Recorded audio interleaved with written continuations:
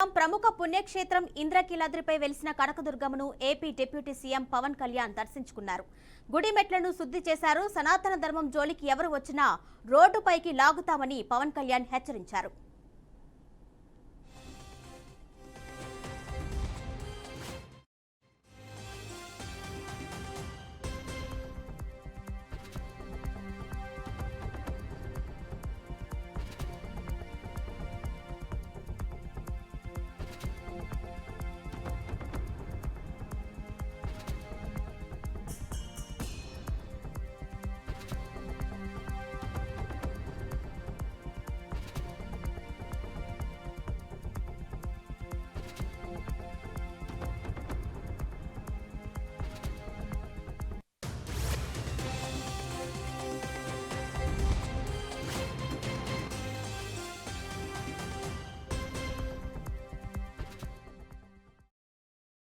Constitute చేసిన board వల్ల జరిగిన తప్పిదాలు ఇవి.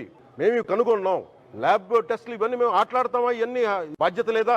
చాలా బలమైన సనాతన ధర్మాన్ని పాటించేవాడిని. దాకా మా ఇంట్లో రామనామం ఉండేది, రామ జపం ఉండేది మా ఇంట్లో.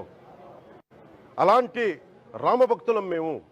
కానీ రామతీర్థం విగ్రహాన్ని, రాముడి విగ్రహాన్ని శిరచ్ఛేదం జరిగినప్పుడు ఒక సగటు సనాతనవాదిగా, సగటు హిందువుగా వచ్చి చాలా గొడవలు చేయగల సత్తా ఉన్నవాడిని గుర్తుపెట్టుకోండి.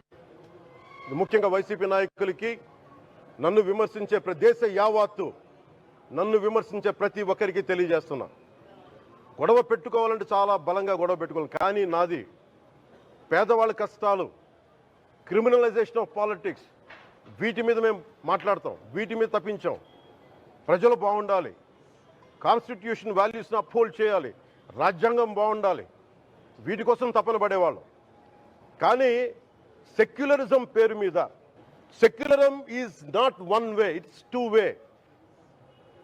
సెక్యులరిజం అంటే కూర్చోబెట్టి ఒక్క సైడ్ నుంచి వచ్చేది కాదు, అన్ని సైడ్ నుంచి రావాలి. ఇది చాలా ఆవేదన కలిగిస్తుంది. కొన్ని దశాబ్దాలుగా చూస్తున్నారు ప్రతి హిందువు. దీంట్లో మిగతా మతాల ప్రస్తావన కంటే కూడా నేను ఎక్కువ ప్రస్తావన చేస్తుంది. హిందూ ధర్మాన్ని పాటించి, వాళ్ళు వ్యక్తిగతంగా పాటించి బయటకు వచ్చేటప్పటికి మీడియా వారి కోసమో లేదంటే ఇంకొంత ఎవరైనా సాటిస్ఫై చేయడం కోసం తెలియదు, కానీ సాటి హిందువులు తోటి హిందువులను తిడతా ఉన్నారు. ఇది చాలా ఆక్షేపణీయం. దీంట్లో నేను ముస్లిమ్స్ నిందించట్లా, అది క్రిస్టియానిటీ నిందించట్లా, కానీ బాధ్యత తీసుకున్న హిందువుల్ని నేను నిందిస్తున్నాం. బాధ్యత మీది. మీరు యథాలాపంగా వచ్చి ఇది పొలిటికల్ పదవులు, విగ్రహాలు పోతే మేము ఇల్లు కట్టుకుంటాం, వాకిళ్ళు కట్టుకుంటాం, ఏం మాటలవి? ఇదే మీరు మస్జిద్లో జరిగితే మాట్లాడతారా? మస్జిద్లో ఇలాంటి అపవిత్రం ఒక చిన్నపాటి చోరీ జరిగితే ఇలాగే మాట్లాడతాం. ఎందుకంటే మీరు మాట్లాడరు, ఓట్లు కదా అక్కడ. కానీ హిందువులు మాట్లాడితే హిందువులు అందరికీ ఎవరు పట్టించుకోరు. ఇక్కడ మా వేదన ఉన్నదా? మౌనంగా ఉన్నామంటే బాధ లేదనా? కోపం రాదనా? ఈ రోజుకి కూర్చొని చూడండి ఏం మాట్లాడుతున్నారో వాళ్ళు. లాయర్ అంట, ఆయన ఎవరు, ఏజీపీ అంట, పొన్నవోలు సుధాకర్ రెడ్డి గారు తిరుమల లడ్డుపై ఢిల్లీలో చేసిన కామెంట్ నా దృష్టికి తీసుకొచ్చారు. ఇలాంటి సెన్సిటివ్ సమయాల్లో ఎయిదర్ మౌనం మంచిది, మౌనం దాటి పొగరుగా మాట్లాడటం, నన్ను పచ్చి బూతులు తిట్టినా, నన్ను వక్రీకరించినా, నన్ను రోడ్డు మీదకి లాగిన నేను ఎప్పుడు మౌనంగానే ఉన్నా. కానీ వైసీపీని నాయకులు, విమర్శించే నాయకులు ప్రత్యేకంగా చెప్తున్నాం, సనాతన ధర్మాన్ని జోలికి రాకండి. తప్పు జరిగితే తప్పు జరిగిందని ఒప్పుకోండి, లేదా మాకు సంబంధం లేదని చెప్పండి. అంతేగాని మళ్ళీ అడ్డగోలుగా మాట్లాడితే ఎవ్వరం క్షమించం. ఇక్కడ మీరు కూడా హిందువులే. పొన్నవోలు సుధాకర్ రెడ్డి గారు, మీరు హిందువులే. నోటికొచ్చినట్టు మాట్లాడకండి. తమాషాలుగా ఉందా మీకు? సరదాలుగా ఉన్నాయా? మొన్నటికి మొన్న ప్రకాష్ రాజ్ గారు మాట్లాడారు నా మీద. అరే, నేను మాట్లాడుతుంది ఒక హిందువులు అపవిత్రం గురించి మాట్లాడుతున్నాను. ఇందులో ప్రకాష్ రాజ్ గారికి సంబంధం ఏంటి? ఇందులో నేను ఇంకొక మతాన్ని నిందించానా? ఇస్లాంని నిందించానా? క్రిస్టియానిటీని నిందించానా? అపవిత్రం జరిగింది, ఇలా జరగకూడదు, ఫుడ్ అడల్టరేషన్ జరిగిందని మాట్లాడుతుంటే దీన్ని గోల చేయకూడదంట. అంటే తప్పు జరిగినప్పుడు మాట్లాడకూడదా? ఒక అపవిత్రం జరిగితే మాట్లాడకూడదా?